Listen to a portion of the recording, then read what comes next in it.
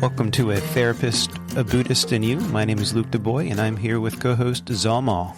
Hello. So let's hop right into it today, Zaw. Today's topic, the first noble truth of suffering, and we're going to talk about its relevance to healing. There's four noble truths. Let's kind of give a brief synopsis of the importance of the noble truths when it comes to Buddhism, and then we'll really dive deep in terms of that first noble truth and its relevance and importance to health. Yeah, sounds good. But yeah, happy to be here, and I'm excited that we're going to talk about it. And also, it's great to have you, Luke, on here because, this is a very heavy topic, and also our episode title, our podcast title, does say a therapist, a Buddhist, and you. And regarding myself as a Buddhist, the Four Noble Truths have to be talked about, because that's what Buddhism is built upon. But then also, I also wanted to preface everything that we're going to talk about today with a couple of thoughts, just for my own, keeping the side of my street clean, so to speak, is that I was a little hesitant to talk about it, especially when I see stuff like First Noble Truth. Because of my background, I don't know. Also, I don't know who the listeners are, but I'm assuming they're mostly from the U.S., but if there are also some Burmese people listening, I'm a little hesitant because people from here, I don't know when was the last time or first time you ever heard the Four Noble Truths. Probably comes from a layman Buddhist or a Westerner who has studied Buddhism from somewhere else and then they wrote books about it. But for me, where I heard the Four Noble Truths has always been from Buddhist monks, which also what I've talked about before is that it was inaccessible. So for now, where I am today with sobriety and everything, I have found a sweet spot. So, but at the same time, I want to pay respect and honor to the concept because, it's a very sacred and there's a spirituality and almost like a superstition aspect to it, especially from the Theravada Buddhism. So I felt a little hesitant to talk about it because I'm not a monastically advanced to a particular extent. So I wanted to preface that. And you're saying they're sacred and you said inaccessible. So give us a little bit more perspective on what you mean. Why is it viewed as sacred and you with your background? Yeah. So I guess we can pretty much dive into it. So again, everything about Buddhism is translated. Now we're using English language to talk about it. But at the same time, we cannot have access to Buddhism without Pali because that's how it was passed down orally, the ancient language. So, noble truth. That is a translation of two Pali words. Ariya Dissa. Ariya means the noble, which is related to the word Arahantu, which are the enlightened beings. And then Dissa means truth. So what I meant by sacred is that when you use a wording like that, Ariya Dissa, which means that this is a truth to be realized by the noble ones. And noble is quite a heavy concept. Because especially in Buddhism, if I think about monks, they follow a particular codes, which is a way of purification of the mind. So compared to a monk, I am a layman, which comes with a lot of defilements. So that's what I meant by inaccessible, because being a layman Buddhist, it comes with a lot of attachments. But for monks, they have simplified and purified their mind to a particular extent, and they are more accessible to this. That's what I mean. That it's not like discrimination, but there's a degree of different spiritual readiness in a way. Sacred, almost. I think of the 12 commandments and things like that people look up to achieve, if you will. Call yourself a layman. We've said that you're a quote-unquote novice monk with your history in Burma. This is a special thing, talking about the noble truths, and we'll talk about the first noble truth today. Yeah. So, but I think that was a good preface, and I feel good about it because I just wanted to make sure that this is where I'm coming from. Because what I am interested in, and also what I'm would like to be about. What I would like to be about is usefulness.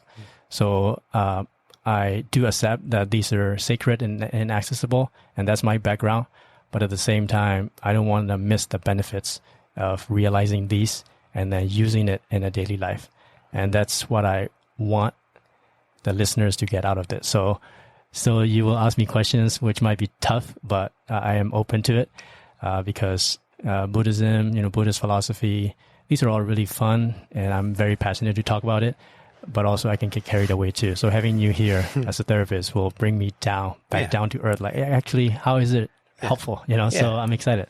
How is this helpful to health, healing, and recovery and that?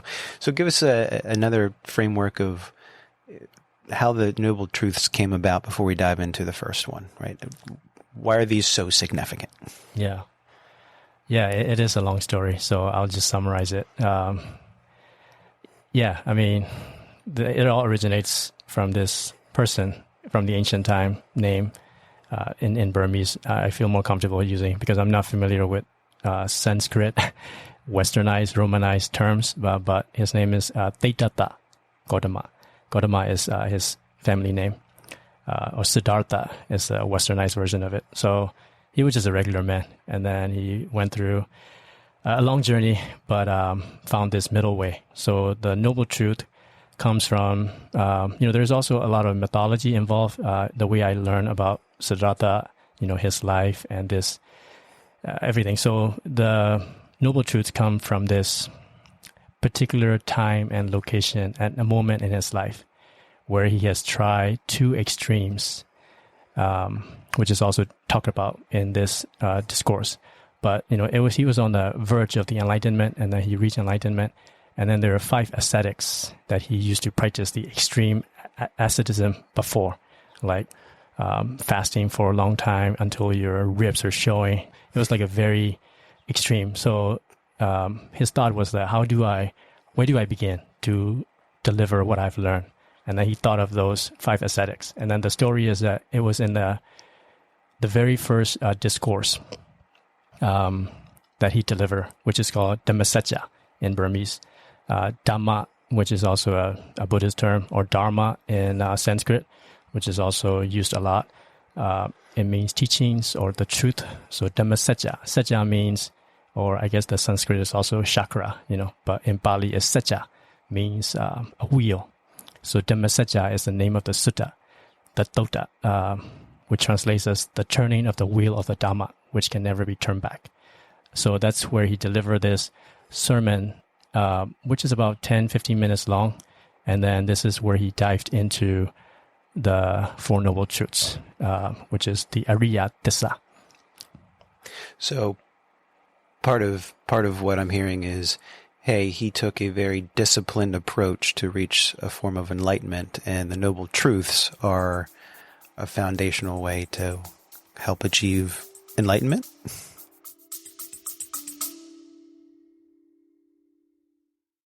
Hey listeners, we've got something extraordinary to share, a chance to reshape your journey no matter where you are. You're familiar with Zaw Maw's insights on our podcast, but there's more.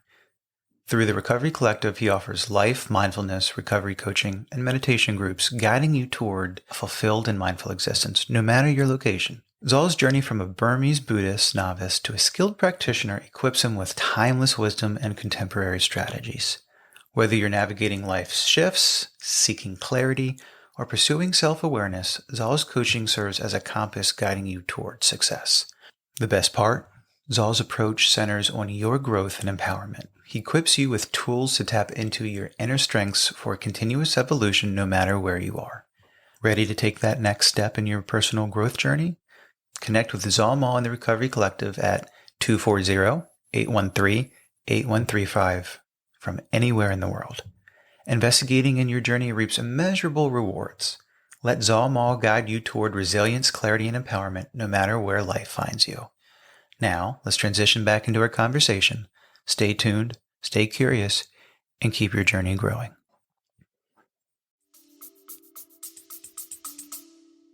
Yeah, that is correct. And then I don't know if we can do more episodes in the later parts, of the second, third, fourth. If it's appropriate, we'll do that. But, we can just focus on the first noble truth for today. And how is that relevant? So that's a background story. And then the discourse talks about the two extremes. He asked the bhikkhus or the monks or the ascetics, what are the two extremes? And then also to relate this back to my background too, this was where the turning point was for me, because Buddhism was my part of the culture, which is inaccessible. But then I went to the school where Buddhist philosophy was introduced. And the turning point for me was this sutta was translated in English.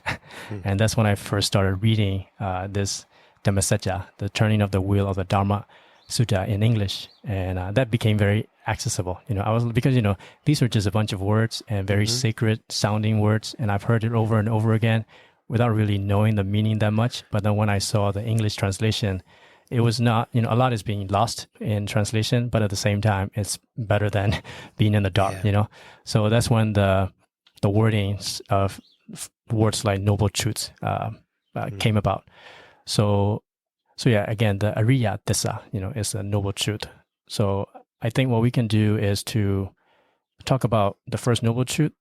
Also, I cannot escape the wording, Pali word, because that's, so we can use that and then talk about that, and I'll let you ask me questions. Yeah, so we'll see if we can take this noble truth and its form of enlightenment to not just insight, but the application for some of our listeners to help them in their journey of health and wellness. So let's dive into that. So what is the first noble truth?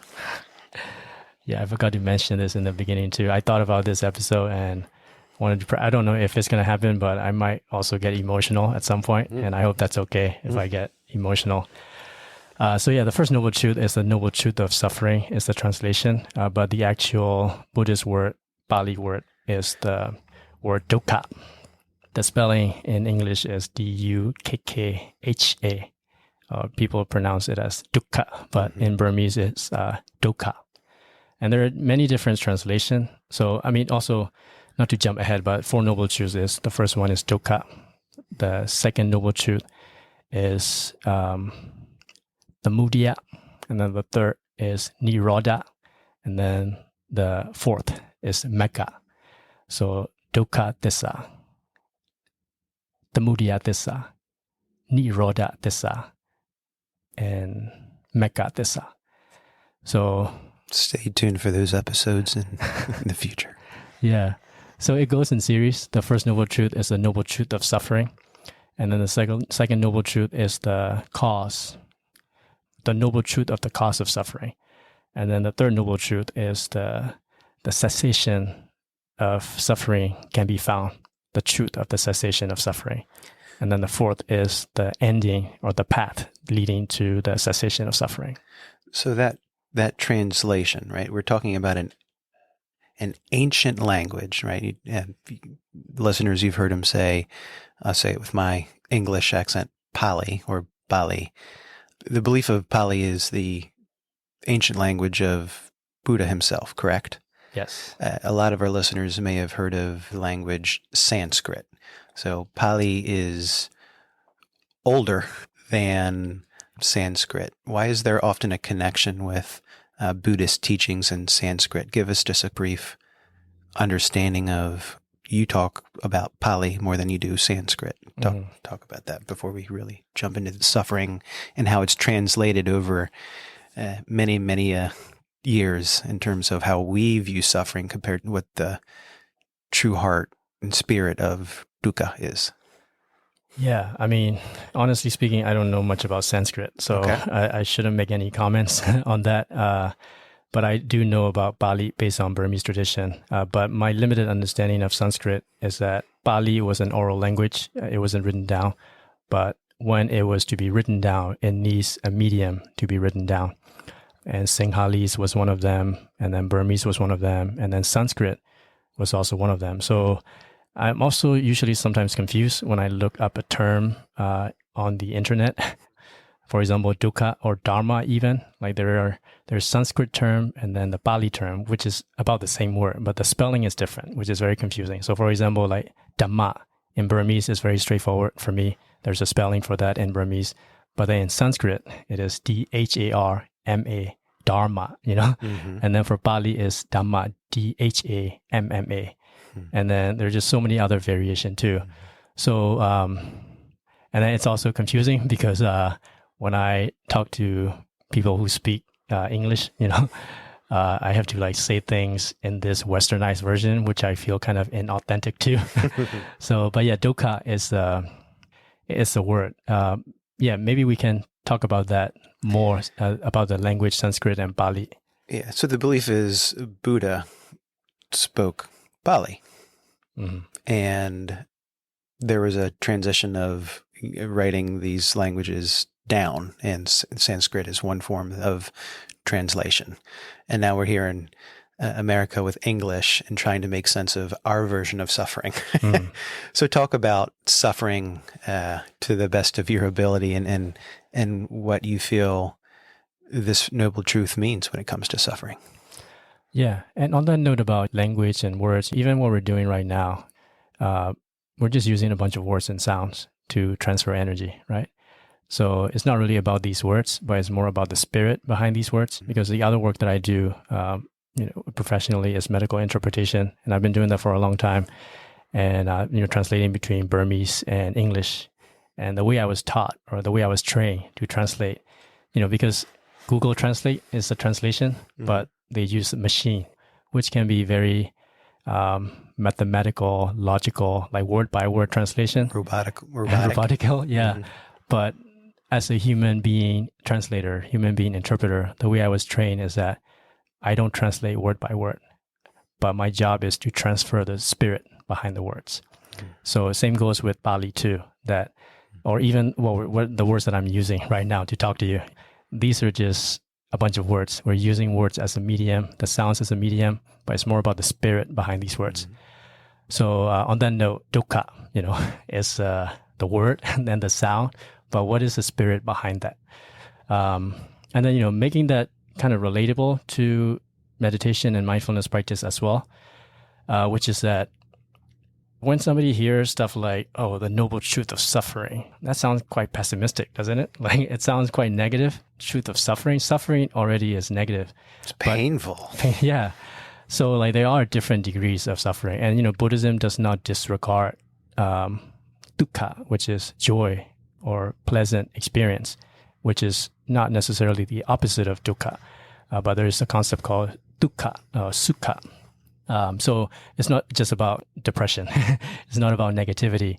But, as a layman Buddhist and as a practitioner, long-term practitioner, for me, the First Noble Truth is not pessimistic. If only it is realistic. There's an idea of acceptance. So, when he delivered this discourse, he's very specific about what suffering is. And we can kind of unpack that a little bit. But I do want to start out by saying that it is a really good ground to stand on. Like life is difficult.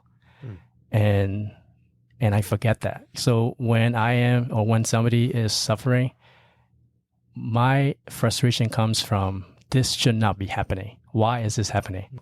Why did I lose this person? Why am I in this terrible place? Assuming or coming from a place of that, life needs to be perfect. But when I look at the world from this ground of suffering, I won't be surprised when unfortunate things happen. So for me, it's an idea of accepting. Yeah, I look at it in the sense of, well, why do some people see me in therapy? Well, life does not always satisfy. And that could be one way to look at the noble truth, that there's not always a satisfaction or there's not always a feel good. Sometimes there's a level of discernment and uncomfortability or suffering, if you will. Yeah.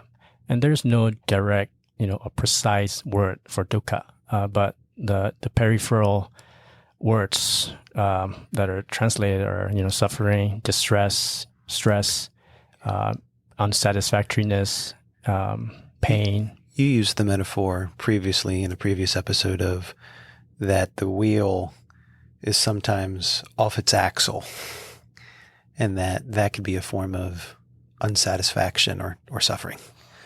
Yeah, and that is true. Or the wobbliness, Yes. That things are not in sync. But we can be more specific about what suffering is. Also, that's what I appreciate, and that's also what I want to deliver to the listeners about Buddhism, is that there's no such thing as making Buddhism spread. That hasn't been the history for us. It's not about, there's no promotion, like we need to make Buddhism spread. There's no concept of that. But it's more about a verified truth. So there are these things, but you don't need to believe it, but try it. Is it true? So the thing about Buddhism, the First Noble Truth is like that too. It's not like, oh, we're selling this truth to you. You need to get it. But it's more about, here it is. Is it true? Look at your life from this point of view. And that's the beautiful thing about this, is that it's a verified truth. So when I use the word suffering or dukkha, I can reflect on my own life. The listener can reflect on your own life. Not to be like pessimistic, but it's just that suffering, as in that, I guess we're kind of protected away from these, but the basic suffering are pretty much this, is that aging is suffering, death is suffering, and being separated from the ones we love is suffering, and being with the ones that we don't like, being with the ones that we hate is suffering, and not getting what we want is suffering. So it's more like a verified truth. Like there is this concept of dukkha, but it's not a theory. Like use this and apply to it. And is it true in your life? The reality is my life, I don't always frolic through the tulips and daisies. I'm not in this euphoric world, and life has ups and downs. And being able to identify that is, suffering has often a negative connotation, but hey, let's look at it for what it is. It's sometimes I'm a little off kilter. Yeah, I guess that concept of unsatisfactoriness, being the translation of dukkha, it's pretty operational. I like that a lot, because the dukkha also carries this meaning of incompletion. So like if I fix a problem, and then, we've talked about this too, using body, our physical body. I don't need to go out into the universe and go find another solar system to find the truth of the universe, but I can just use this phantom body, and all the truth is within this. And there's a lot is being taught with the breath, with the physical body. But the other thing is also this idea of impermanent, which is also part of dukkha, is that I cannot eat today and I'm good for the rest of their life. I need to keep eating to sustain it, which is also a dukkha, because I have a desire, my body needs food, and I ingest food, take it. If there is no dukkha, that's it. I'm done for the rest of my life, but I need to keep feeding it, because there is an idea of maintenance. And then even with, hygiene too, that you cannot take a shower today and you're good for the rest of your life. There is that constant maintenance, which is also part of dukkha. So things appear to be solid and stable, but there is a force behind it where things are being sustained, and it requires force and it requires energy to maintain that. We're giving different forms of understanding the dukkha or suffering. Does the First Noble Truth and the teachings break it down in categories in terms of types of suffering? But I'm not sure. But there are 3 tasks to be done for each Noble Truth. So there's a total of 4 multiplied by 3 is 12. So there are 12 tasks to be done. That's a little technical, and I would leave it to the monastic scholars for that. Deep divers. Yeah. But they are, different types of suffering. And, we don't need to get too practical. Too technical, but we can be practical. Is that when it comes to health, when it comes to wellness, when it comes to just learning to live life, how is this useful? So I want to approach it from that point of view, that there's this concept of dukkha, First Noble Truth, but first of all, is it true? And if it is true, what can we do about it? And that's a good access to healing. If we can identify the hurt point, if we can identify, often in my sessions, I talk about emotional sobriety or emotional awareness. If you can identify the feeling, the discomfort, the emotion, then you might be able to do something with it. If there is some form of distress or suffering then we can do something with it if you can actually identify it as opposed to ignore it or deny it. Mm-hmm. A lot of times people come to therapy because of two reasons. There's a change in their life they don't know how to change, or there's something going on in their life and they don't know how to work through that discomfort. Mm-hmm. And they often go to unhealthy coping skills or denial, and they want to change. They need to learn. There's a benefit of identifying the emotion and finding a way to work through that discomfort, or in terms of what we're focusing on today, the suffering. Yeah. And then, I've touched on this discourse, another sutta, which is specifically about mindfulness, which is usually translated as foundations of mindfulness, or Tadipata or Satipatthana.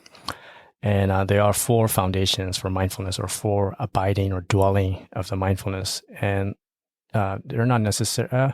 So they are 4 foundations. Let me just keep it that way. First one is, the foundation or the abiding in the kaya, which is the physicality of things, physical body, which dives deeper into, elements and stuff like that. And then so the second is vedana, which has to do with the mindfulness of feelings or feeling tone, the pleasant, unpleasant, neutral. And then the third is the mindfulness of the mind, citta. And then the fourth, which is interestingly has to do with the noble truths, is that because, I want to tie it with the mindfulness because they're all interrelated. And then the fourth foundation of mindfulness is mindfulness of the truth, or mindfulness of Dhamma. And it was specifically talk about that mindfulness of the 4 noble truths is part of the mindfulness discourse. So what you were saying reminds me of that we've talked about mindfulness from many different ways, but one of them is bringing attention to something that is happening. So I don't think I can get there prematurely to start becoming mindful of the truth. But when I do, some kind of freedom or some kind of relief, which sounds kind of paradoxical, happens. Like as soon as I accept that life is difficult, that there is suffering in life, there's less fighting. Like it is okay, to be sad. It is okay to lose somebody. It is okay to have these things, and it only makes me human, and it is okay, and it makes me to be part of this world. I'm not a superhuman. It's understanding suffering is a universal human experience, and we can relate to others through our emotional pain points or suffering, right? That's one of the valuable things as a therapist, that I can be with someone's hurt, right? And we can use the word compassion and empathy, that I can empathize with someone. I can be with their emotional hurt and acknowledge and recognize what they're going through. And it's often a form of suffering. Mm-hmm. That's a universal, powerful, connecting experience. Mm-hmm. Like being able to, let's break that. I like words, as I say, that the word compassion, Latin word passio, which means to suffer, and the prefix com, C-O-M, which means together. So we suffer together.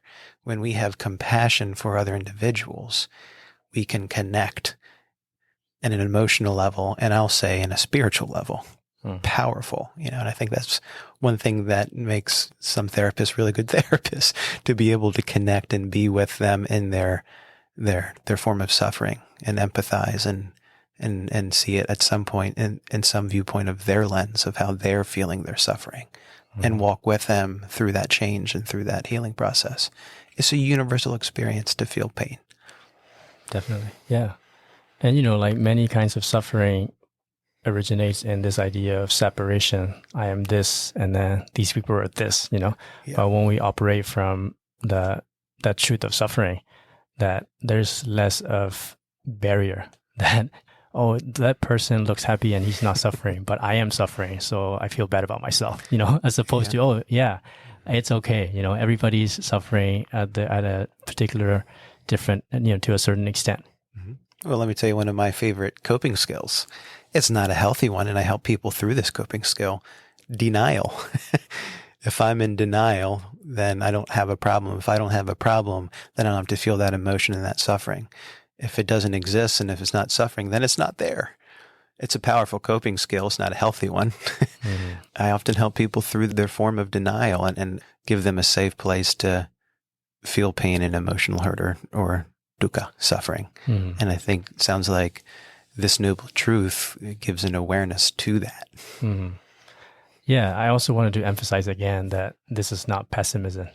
There's also good news, is that there's bad news and there's good news. So the bad news is that when I'm having an awesome day, or when I'm having a pleasant sensation of a phase of my life, I can embrace it and I can appreciate it. I can embrace my success and all the happiness. But also the fact is that it's going to pass. So that's kind of the dukkha.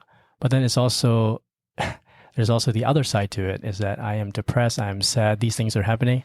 But the good news is it's going to pass.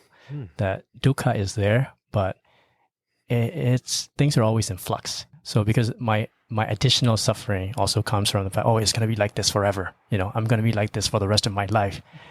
That's me like holding on to this negativity. Yeah. So there's also freedom coming from this. Things are impermanent, which is part of suffering. But it's also good news, is that whatever you're suffering from right now, there's a beginning, there's middle, and there's an end. Yeah. And it's going to pass. Yeah. Change. Yeah. It's identifying it. And if you can identify it, then we can either let it go or evolve and cope in a healthy way from it. So the therapy world, we can look at that with CBT, cognitive behavioral therapy. Cognitively, you can identify a thought, or rational emotional behavioral therapy. That's Albert Ellis in the 1950s. He kind of took the CBT model and identified, okay, if I can rationalize and understand, have insight on this thought, and if I can understand this emotion, okay, what are healthy behaviors that I can work through this emotion that's uncomfortable, right? So we're going from the emotions, the suffering can affect our thoughts in a distorted negative way, right? We can hold on to that pain. We can hold on to those distorted thinking thoughts. Well, we want to change it or identify it and not hold on to the suffering. And we can do that with our actions, our behaviors. We can do that with alternative thoughts. And then, you know what, that suffering doesn't have to stay with us. We don't have to deny it, but we can cope with it and acknowledge it and work through it. And it's not permanent. Yeah. And on that note too, on a personal level, for me, I have been going through a lot of difficult things, and I stumble upon this example or metaphor in my own head through all this, is that it's kind of a silly example. I did hit a lot of difficulties in my life in the past couple of years, and then I don't like it. I'm unhappy about it. But then the thought that I had is that, let's say, because there is this concept of seasons of life, right? And I like that wording, which to me I translated as that when there is winter, it's cold. I can die, especially because I'm from a tropical country. There's temperature that I never realized was possible when I moved here. It was so cold. So if I don't have a heated place, if I sleep outside, I'm going to die, So, and I don't like it, that's the dukkha, right? So when I'm going through something difficult, that's the same feeling that I don't like it, But then my immediate thought, I don't know if people can relate to this, but subconscious thought is that this should not be happening, which translates as like when winter is happening, I don't like it and I'm cold. My first thought in parallel to that thing is that it is as if I need to make winter stop, as if I have that power to make the winter stop, But the other thing is that I have to endure. So what are the things that I do have to survive through the winter? Do I have, warm clothes? Do I have a shelter? And seek that. And then the winter passes. So that's also the first noble truth, is that when I look at the world that way, there is more practical minded. Because if I'm not practical minded, I'm like, oh, why is this happening? I need to make this winter stop. But it's more about, this is happening. And it is, I accept it. I don't like it, but it's okay because it will pass. But what are the tools that I have? For me personally, that's when things become available. There's always help available. Through all these difficulties, a lot of great things have come out, better quality relationships. And also it weeds off some of the low quality relationships too. All that to say that when things are difficult, it's okay. It's not about making them disappear. It's not, your responsibility to eliminate it. That's probably you kind of claiming some kind of a superpower. We don't have that power. But my role is, yes, it is happening, but how can I survive through it? And the good news is that you always come out stronger on the other side. And sometimes part of our philosophy through the Recovery Collective is collectively. So a community during winter, in terms of not just the isolation through our suffering and using, if we look at compassion together with someone else, I think when you're giving the example of winter, and then, there's a reason a lot of people go to Florida. But I thought of penguins. Like, it's cold, it's freezing. They connect together for their warmth. They have connection together. Part of therapy or group work is, how do I not just suffer with, but how do I heal with others? Sometimes other people give me that perspective that I don't see, and I can evolve through that hurt and suffering and use other people's strengths to heal. Mm-hmm. Yeah, that's the beauty of a community, right? Like, nobody's at the bottom at the same time. People are at different places. So if I am in a terrible place, there are some people who are in a better place. So it's about that community doing it together, which is also the aspect of collectiveness. We often hear, and we certainly string recovery examples through a lot of our episodes. And one of the things 12-step programs talk about, the meetings, the 12-step meetings are still for the sick and suffering, right? So it's a communal unity place where other people can get together and help those that are still sick or suffering. So sometimes I joke that in my recovery, with the amount of time that I have, that I don't suffer as much as I used to, but I can still be one of the sickest.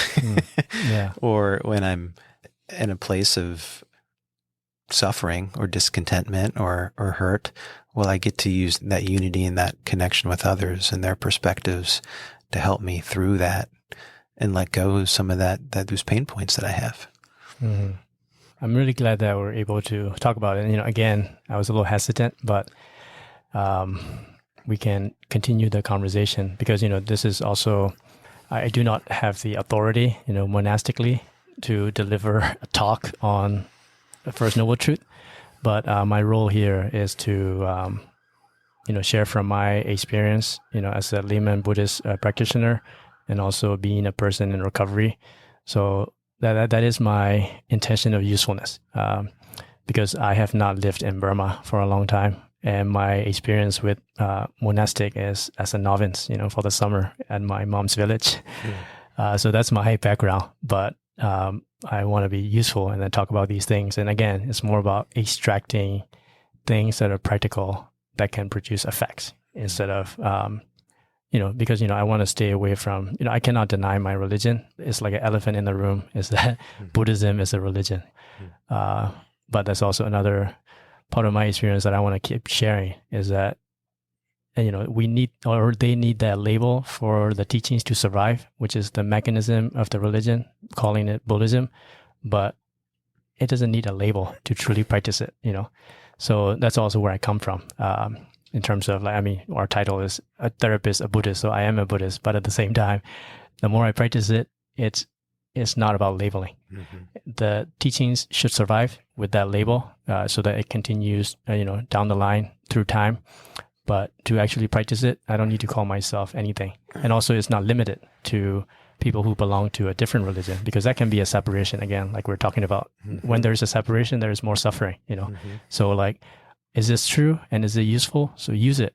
You don't need to become a Buddhist. You don't need to abandon your own religion, but use it. And does your life get better? If it does, take it, and that's it.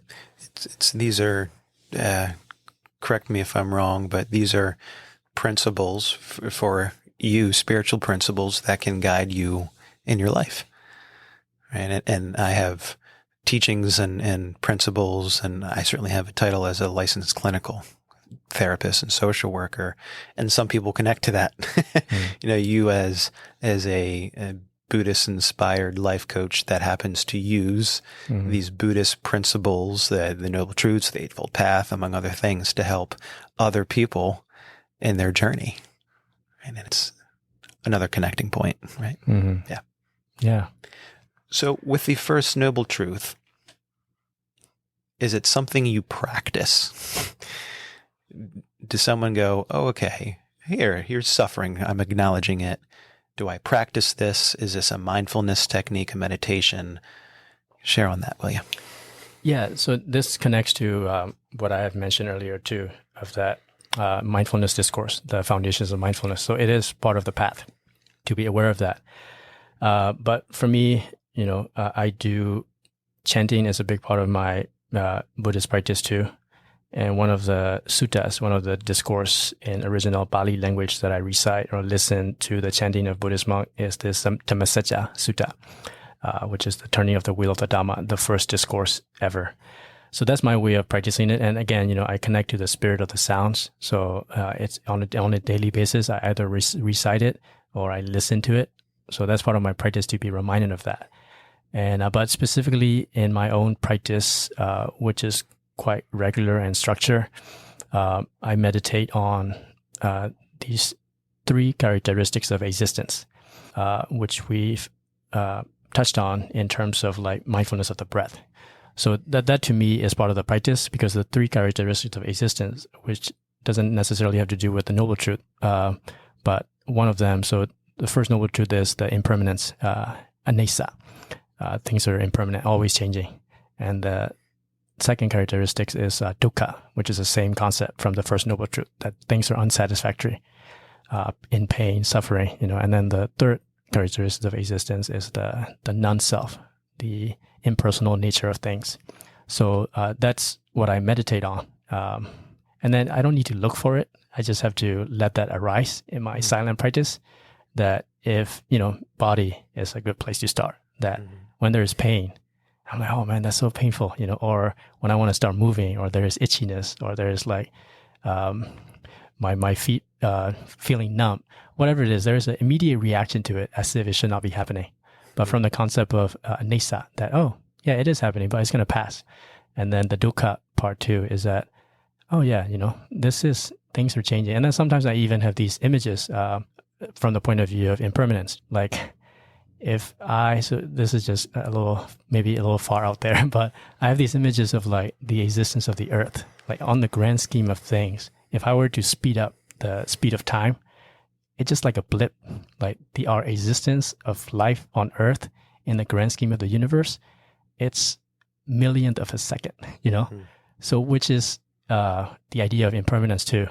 So if I fast forward the coming together of the earth and then the disappearing of the earth, this moment, this lifetime, is very precious in a way. So those are the part of my practice, to meditate on these truths in a way. So at the end, you certainly got philosophical and deep on us, but my takeaway is your mindfulness practice is to be aware of when you feel the dukkha or the suffering, and having that awareness, you can do something with it, or at least acknowledge it in terms of the First Noble Truth. And we do that in therapy, right? We acknowledge, like I said, the emotions, the hurt points, the suffering, the discomfort, the dis-ease. So it's different ways of finding that awareness of it. It's insightful. Yeah. And that can lead to some form of healing when when you can identify it. Like I said, if you can identify emotion, then we might be able to do something with it. Right? Yeah. Yeah. Thank you for being open to this topic. Yeah. And we can probably do more on these concepts, but from this angle of keeping it light. Although I went a little too heavy just now on the philosophical part. I think people will like it. I mean, Zaw, you provide something that most people don't have access or understanding to, that you can't just read and understand and get more depth to it. So we appreciate that. And, there is a relationship between suffering and healing. There is a relationship between identifying that form of distress and not needing to be in denial. Or I didn't hear any fear from you when you talked about these different forms of suffering.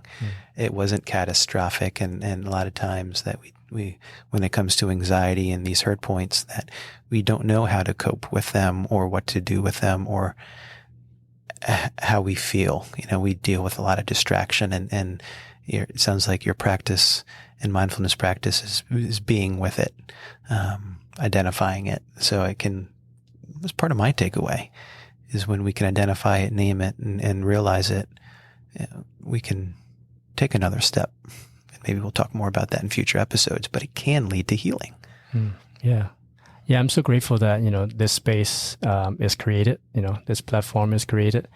And, I want this to be useful. And I am passionate about these things, but it's nice to be able to talk about it, with you and then some listeners too. So we'll keep it going. And, there's just so many interesting and exciting concepts, that I always go to, and then we can just approach them. That's also the beauty of Buddhism, in my experience, is that one word, it can be a word and it can be unpacked, so that's why, Four Noble Truths, Eightfold Path. And then there's also this concept of four sublime dwellings, or four sublime abodes, which is part of the loving kindness practice. We will probably do some episodes on that too, which will be good, which can always be revisited.